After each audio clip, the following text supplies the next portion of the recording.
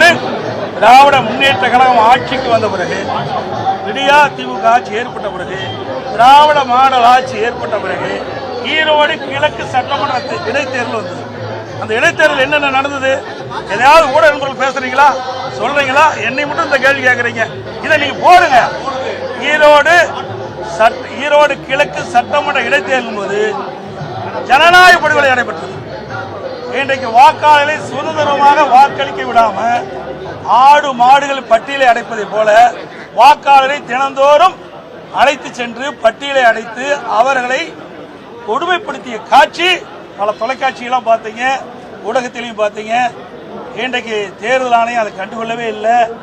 மாநில அரசுக்கு துணை நிற்கின்றது, காவல்துறை துணை நிற்கின்றது, அரசு அதிகாரிகள் துணை நிற்கின்றார்கள். அதோட அமைச்சர் பெருமக்கள் அங்கே முகாமிட்டு ஆட்சி அதிகாரத்தை பயன்படுத்தி பணபலம் படைபலத்தை பயன்படுத்தி அதிகமான பரிசு பொருட்களை கொடுத்து அந்த தேர்தலை தில்லுமுள்ளு செய்து தேர்தல் நடைபெற்று முடிந்தது. அப்படிப்பட்ட சுதந்திரமாக நடைபெறாது என்று கருதிதான் அனைத்து இந்திய அண்ணா திராவிட முன்னேற்ற கழகம் இந்த தேர்தலில் போட்டியிடல.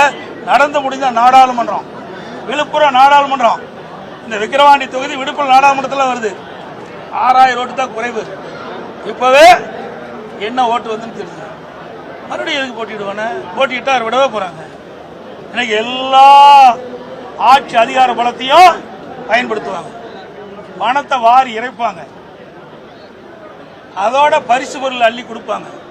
எல்லா அமைச்சர்களும் பூத் வாரியா பிரிச்சு இன்றைக்கு பணமல்ல பொழியும். ஜனநாயக படுகொலை நடைபெறும். சுதந்திரமா மக்கள் வாக்களிக்க முடியாது. ஆகவேதான் அனைத்து இந்திய அண்ணா திராவிட முன்னேற்ற கழகம் இந்த தேர்தலிலே புறக்கணிக்கப்பட்டது. வேற ஒண்ணும் இல்ல. எப்படி உற்சாகம் எழுப்பாங்க? நீங்க ரைட்டு இத்தனையும் கேக்குறீங்களே, ஈரோடு கிழக்குல என்ன ஆச்சு சொல்லுங்க பாருங்க. எதையாவது இந்த ஊடக நண்பர்கள்லாம் பத்திரிகை நண்பர்கள்லாம் அந்த பட்டியல் அடைச்சதை எடுத்து போட்டீங்களா? ஒருத்தரோட போடலையா? ஒரு சில தொலைக்காட்சி தான் நடுநிலையோடு நடந்தது. பெரும்பாலான தொலைக்காட்சிகள் இந்த விடியா திமுக ஆட்சிக்கு இந்த முதலமைச்சருடைய கட்டுப்பாட்டில் இருக்குது. 36 இடத்துல இந்த ஈரோடு கிழக்கு சட்டமன்ற இடைத்தேர்தலில் கொட்டை அமைச்சு அவருடைய கூட்டணி வேட்பாளருக்கு ஆதரவா இந்த விடியா திமுக அமைச்சர்களும் இந்த அவருடைய கட்சி சேர்ந்தவர்களும் பாடுபட்டாங்களா இல்லையா? நான் சவால் விட்டேன். இனியும் இந்த கொட்டைகளை அடைச்சு வச்சிருந்தா நானே நேரில் வந்து அங்க வாக்கு சேர்க்கணும். உடனே என்ன பண்ணாங்க? அந்த வாக்காளர்லாம் அழைச்சிட்டு பஸ்ல ஏற்றி ஊரூரா போய் சுற்றுலா கொண்டு போனாங்க. இப்படி நடக்கின்ற பொழுது அங்க எப்படி சுதந்திரமா தேர்தல் நடக்கும்?